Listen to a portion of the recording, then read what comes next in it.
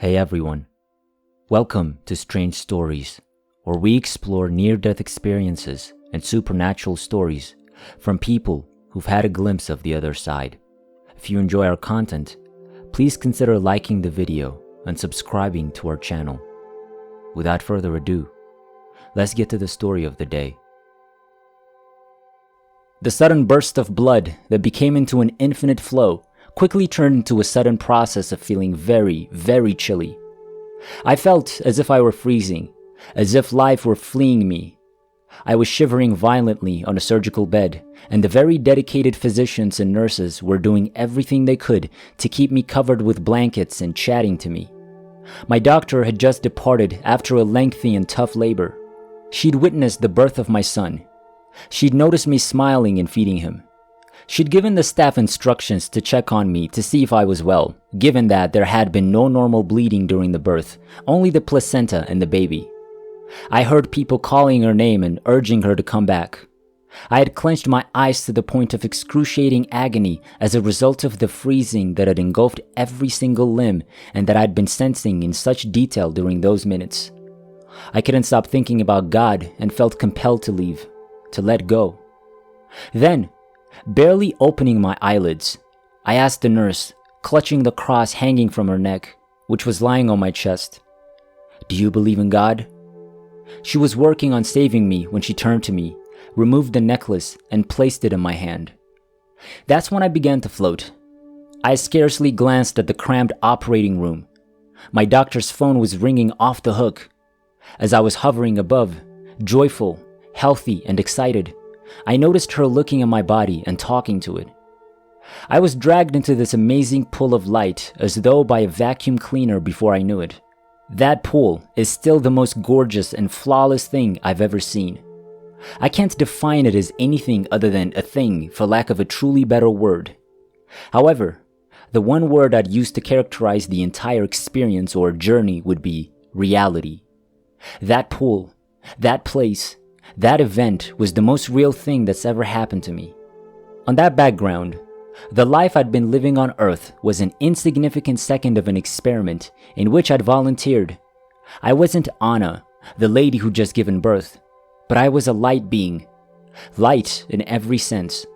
I sensed everything, felt everything as beautiful as it could ever be.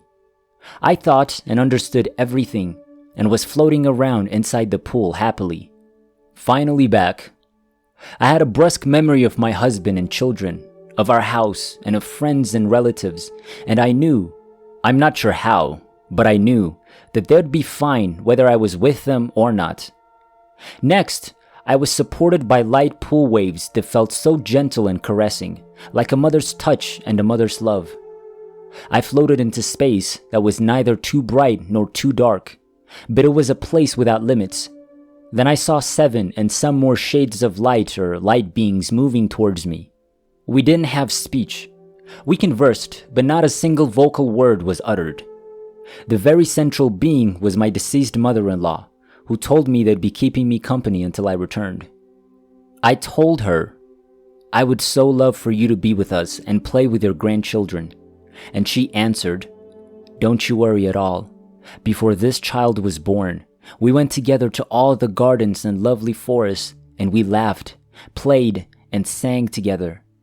Besides, now that I'm here, I can protect you much more strongly than if I was there, weak and ill."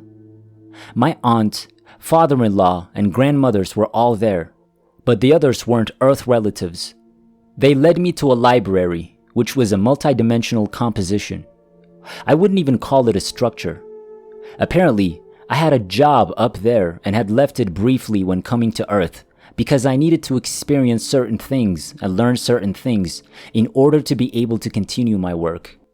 By the way, everything I'd learned on Earth, languages, subjects, and natural observations was extremely valuable up there. I had then floated onto my unfinished manuscript, which looked like some kind of tablet, except it would only appear by my mind's command.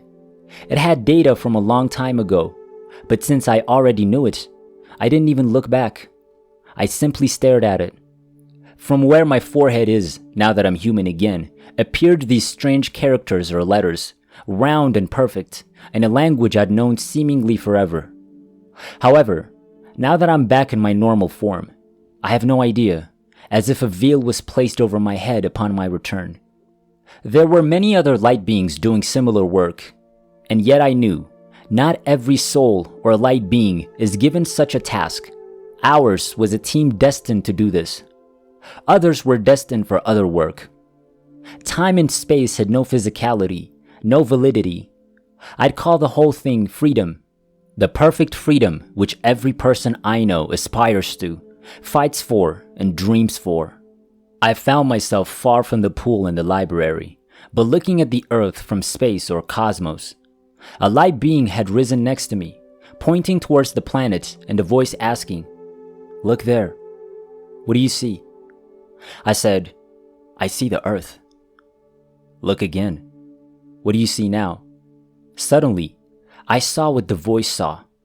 I see our globe, and there are no borders dividing countries. The borders are gone.